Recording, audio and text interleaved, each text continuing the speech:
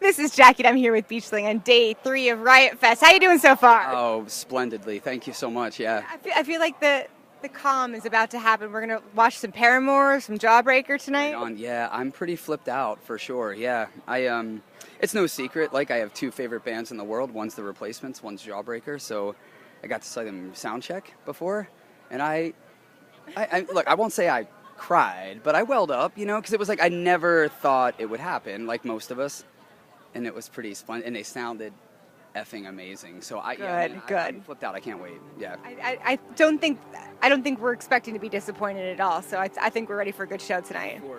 For sure. Nice, nice. Now you've been sort of touring nonstop. What keeps you going? What keeps you motivated? What keeps those engines going? Because touring is very grueling and tiring. It's not glamorous like people think it is. Yeah, it gets tweaked by Hollywood for sure. But I'm assuming. Look, I think my theory is if you do rock and roll for the right reasons, you can just do it, right? Because you just love it, right? And it's like even those times that get tough, like then there's moments like where you play this.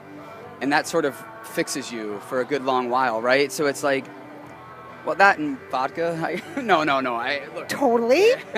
But yeah, laugh nonstop. Yeah, like all tour, we laugh nonstop. Yeah, Charlie and I are kind of finding humor is really the great protector.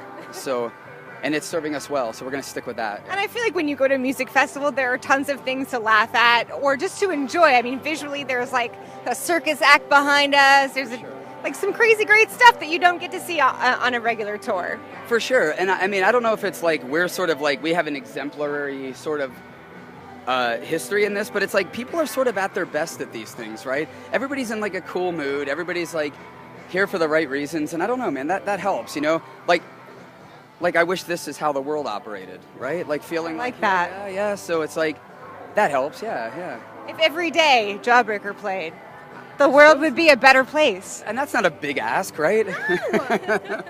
Damn it, let's make this shit happen. Come on. Recently on this last tour, you sort of offered a perk to fans to kind of draw up the excitement and sort of build the spirit. Can you tell me a little bit about that? What was that? What did I do? With the pre-sale tickets, those that pre-ordered? Right, yeah, we did that. Yeah, we're putting out this 7-inch before, and it's just like, so we've opted for like a home demo I did of like Bad Art, and then just like this live recording. So I went out on a solo tour once, like an unexpected solo tour, and somebody recorded the show in Atlanta, and it really sort of was like a moment that you can sort of script, right? So we were like, that should be somewhere in the world, right? And I suppose for nothing other than we're like, I think before I played the song that we put on it, as I just said, I'm just trying to soften the world a little bit.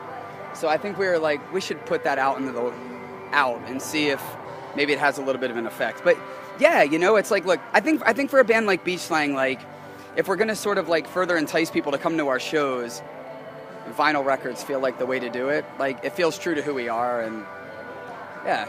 So we're doing that. I don't know if it's working, but you know. So on the opposite end of the coin, I feel like 2016, 2017 was a big boom with music streaming. Where do you see the role in your band with music streaming?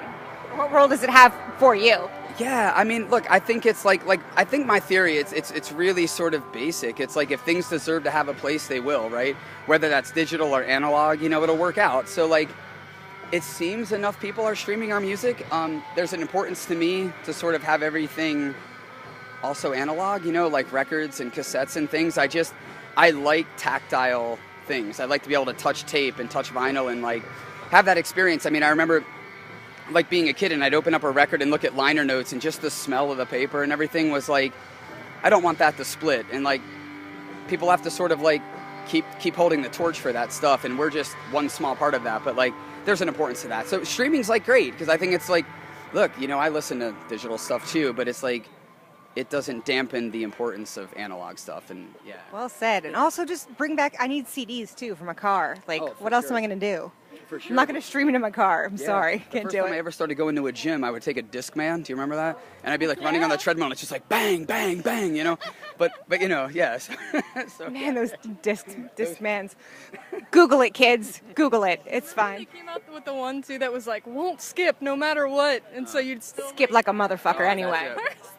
Yeah, that's why you hire advertising agencies, because they'll just lie for you. Yeah.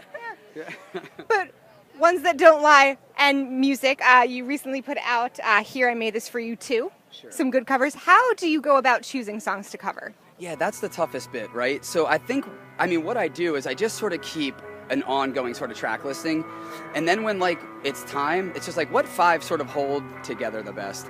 And then I just really wanted to sing with Charlie. We did the Jesus and Mary chain thing together. So that definitely solidified that song would be on it. So I think then I just sort of built it around that. Like what sort of goes with this and makes sense, and it feels like 5 songs that kind of hang together. And that's where we landed. Yeah. What makes for a good cover song? Some people feel like, you put your own spin on it. That's good. If it's too different, fans get mad. If it's too similar, fans get mad. How do you make everybody happy? How do you make yourself happy? Yeah, I think for Beach Slang, it's sort of like what do I really, really feel? Like, what do I really, truly love? And then it's like for our mixtapes, we're not trying to well, let's do this reggaeton version of, right? Like, we want to be true to the blueprint, because I really see those things more of educational, I'm more just look, if you dig Beach Slang on any level, even if it's nominally, right, you might dig this stuff because this is what it's informed me as a writer, right? It's so I don't want to mess with that.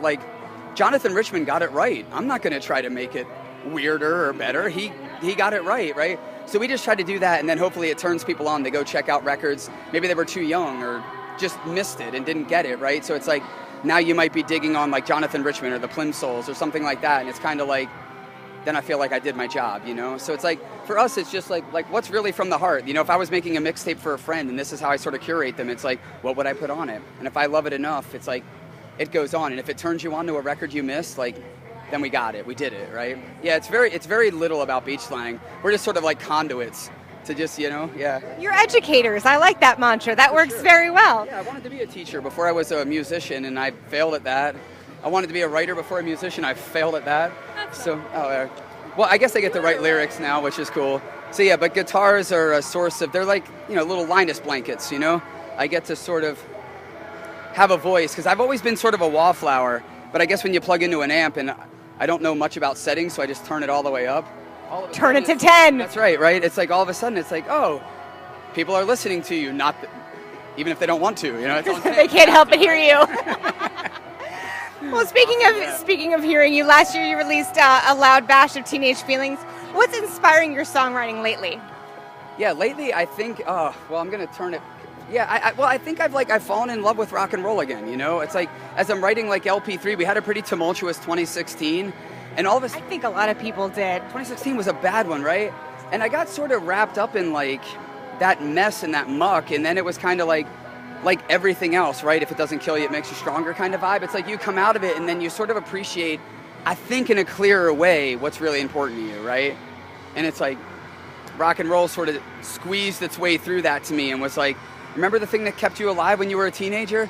Well, it's still doing that, right about me. So it's I've been doing that as I write LP3, and it's felt great, I've sort of taken all that sort of junk and sort of twisted it into optimism, and I suppose that's my thing, I sense that you're quite an optimistic kind of guy. I like that. I dig that. I'm pretty glass half full, it's well, yep, it's still half full. Oh yeah, there it is. I remember John Lennon said this thing once about we're still alive, we still have hope, we're going to be all right.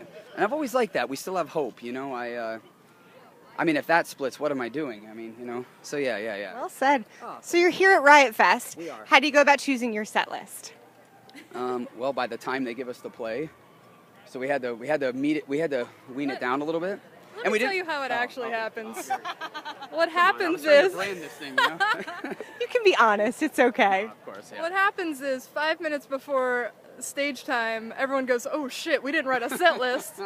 And then we all just kind of get together, put things together that feel good at the time. It's never really predetermined. Yeah, and I think a lot of it was look, we're playing pretty early. We don't want to have anything, not that we have a lot of slow stuff, but we just kind of want to keep it we looked at it as we were the wake-up breakfast, right? We were the sobering, we handed out donuts to help people sober up. That was great. That was great branding idea, by the way. Right on, yeah, because I get it. It's it's early and all of you are here already. That's incredible to us, right? So it was I think we just wanted to not lull you at all. We wanted to just sort of bash and bang. Wake your ass up. That's right? So we just kind of kept it that. We were like, what just sort of keeps it like, you motoring, just like right through it. So yeah, so we just did that. I can't believe I sang a Sister Christian. I love that so much. Yeah. Now we know what you're about to cover next time around.